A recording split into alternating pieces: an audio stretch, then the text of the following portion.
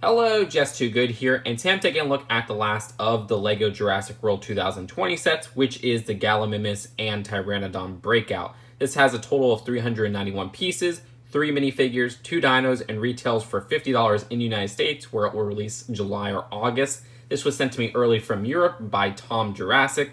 Go check out Jurassic Collectibles as well. All of that's linked in the description. Now let's take a look at those dinos. Both dinosaurs are exclusive in this set, the first of which we'll take a look at is the Gallimimus. Gallimimus? I don't know, I looked up many videos and websites of pronunciation, and it was each time one of those three. Never had a solid conclusion.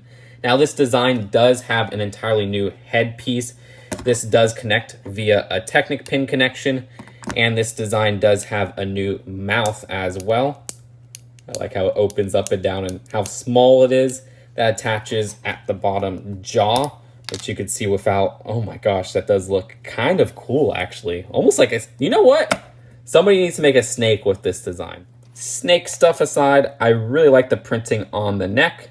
The design of the body uses the raptor body piece, which does have that rubber tail at the end.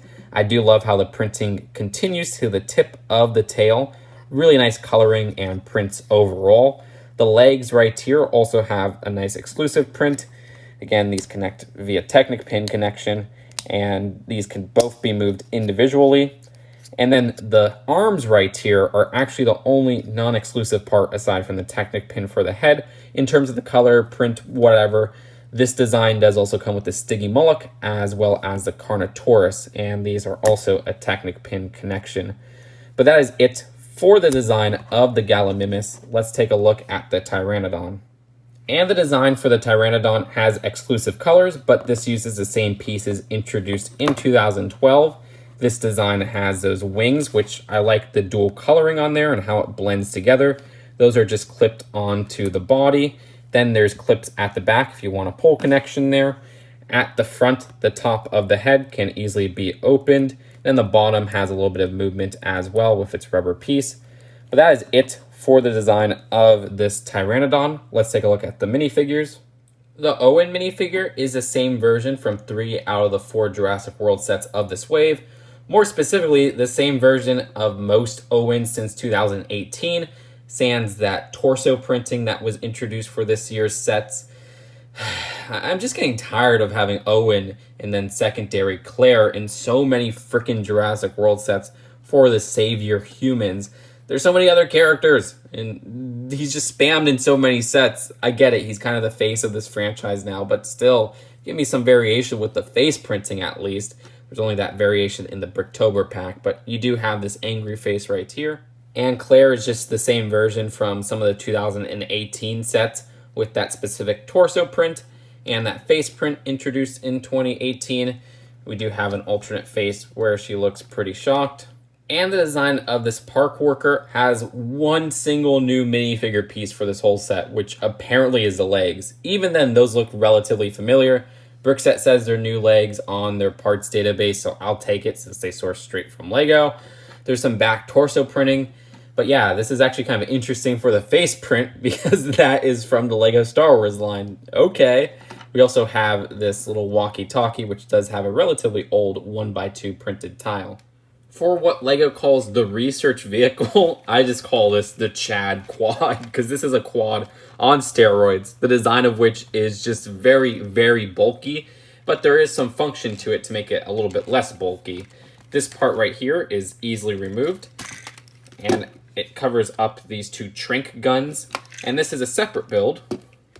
And in my opinion, this is unfortunately the most interesting build of the set. Sorry, Chad Quad, where this is a mobile research station, which you could open up right down the middle. To the right, they have another instance of that 1x1 translucent brick with the amber print. That also appears in the cheapest set of this wave. Fire extinguisher build, a contained syringe. To the left, they also have 2 eggs, and then this sticker of the Gallimimus. Now you could close it back up, and at the top you could see more stickers, 2 instances of those 1x6 cautions, and then we also have these panels in a translucent green for the windows.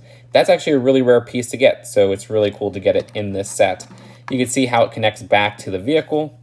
where those 1x2 hinge receivers just slide into place with those clipped pieces, and it's on there pretty darn secure.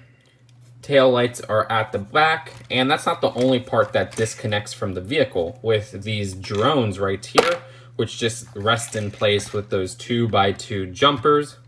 And I am really sick of drone builds and LEGO sets, but at least these are smaller than some of the more bulky designs.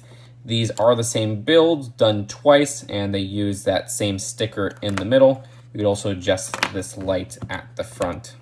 And putting those back on, I will say that they're very easily removed for play, but also when you're playing around with the vehicle, they very easily fly off if they're still on. Kind of wish they were more secured and they just had like a launching feature or something. At the side, big wheels right here. There's stickered discs. There's also the Technic axle connection just kind of sticking out, which looks incomplete in my opinion. There are more stickered pieces with 2x4s right here with stickers, and then these flat pieces which have another sticker, and the sticker right here. Once again, telling you this just keeps falling off. I guess the 93 is for 1993 when the first Jurassic Park released. There's an adjustable net cannon, which you can move up and down. This design is connected via some Technic beams. And to stuff the net inside, to launch it, all you have to do is push this part at the back. And let me try to capture the Gallimimus. Oh, come on. One more time. Oh. All right, this is the last time for real. Okay, I give up. There's a sticker above the net launcher, a satellite dish which can be spun around and moved up and down, and then the cockpit, which has a pretty rare windshield piece. This design hasn't appeared in too many sets, but it was introduced fairly recently. And then we have 2 seats inside. All right, to be more specific, they don't have chairs, but they have seating space for 2 minifigures. And we do have a printed design for that double cheese slope right there, but it's nothing new. More detailing at the front of the vehicle. And at this side right here, it's just the same as the opposite side. But either way, that's it for the builds of the set. Let's take a look at the packaging and then the final verdict. The box of this set has a $50 shaping. At the back, there's some different shots of the set. There's 2 instruction booklets with the set, which, this one includes that advertisement found at the back of the junior set, which only appears in this set and the junior set, and also an ad of the rest of the wave. So overall, most people buy these Jurassic World sets for the dinosaurs, and understandably so. I mean, kids and adults love dinosaurs alike. I love collecting them. I grew up on the Jurassic Park 3 LEGO dinosaurs, which sucked in my opinion. They just looked very creepy. They looked very weird. Then there was the Dino Attack ones, which looked very un-LEGO-like. These, in my opinion, strike a chord between LEGO and dinosaurs, or at least a popularized image of dinosaurs, not specifically scientifically accurate. And that's what I mean when I say modern LEGO dinosaurs, introduced in the Dino 2012 line. But the bulk of the set is never the dinosaur. It's these vehicles that take up most of the space of the set. Now, I am grateful for the playsets for Jurassic World, but vehicles like this just kind of feel samey in a way. Even though this does have a unique shaping to it, it reminds me of that 2015 one, which I thought wasn't even a great vehicle to begin with. I don't associate these oversized, bulky vehicles with Jurassic Park or Jurassic World. I associate stuff like Jeeps and other type of more slim, I guess, off-roady type vehicles. And maybe that's an incorrect way to look at it, but I just wish they would step up their design with these vehicle builds specifically. Now, there are some cool features of this vehicle. There's some interesting pieces. I like how the research station slides in, but then there's a lot of shortcomings where it feels like it's almost unfinished at parts. There's some parts that are very loose. I get that these drones are part of the play feature, but also part of the play feature is how they could attach to the vehicle. So I wish they were a little bit better attached, and maybe they had a different feature to kind of easily remove them. The net feature has been retreaded, and there's a lot of retread between these Jurassic World vehicles. I never really liked the dark blue color scheme they had with them as well. Those are all personal gripes, though. At the end of the day, I don't think this feels like it's worth that $50 price. That's a problem these Jurassic World sets have in general, because the dinosaurs are, I guess, more expensive to produce for LEGO, so they bump up the price a lot. But there's ways LEGO can make it feel like it has more of a value, and there are some good value LEGO Jurassic World sets out there, so I wish this set in particular felt like it was worth $50. If it was up to me, I'd put this $10 cheaper and have it at $40. That's not much of a price difference, but still, it is a kind of a big problem that this just doesn't feel like it's worth the money. So, of all that considered, I'd rate this set a C. Really my least favorite of this new Jurassic World wave, but I do really like that Gallimimus and the new Pteranodon. Would have also been cool if they bumped up the minifigures, maybe. That always gives the illusion of more value, give different designs where all these just feel like retreads.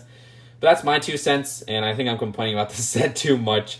What do you guys think? Leave your thoughts in the comments below. I'll see you guys later. Peace out. Bye.